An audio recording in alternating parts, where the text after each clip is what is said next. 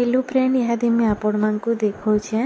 इटा देखुन ओदा किटा काटी करी रखी देछे। इटा चा बनाबार के निगे इंता सब रेडी करी छे। इटा बेले जिते बेले भी हमें चा बनामा फट से इंता ओदा कटा गुटी नहीं करी पूरी करी कि आपण माने चुपी करी भी जेन ओदा के चा बनासन। मुई तो ओदा के टिके कुरी देसी चा बनासी। तो यहाँ इंदा खण खण कर दीछे। एथरे किछिटा बड़ खण भी अच्छे। आ बड़ खण जेनटा अच्छे निगे सेटा तार माने बेसी जदि चा आमे बनाउछो बेले सेति काम देबा। तो पूरा फट से इथरु नहीं हेबा आ चा बने हेबा।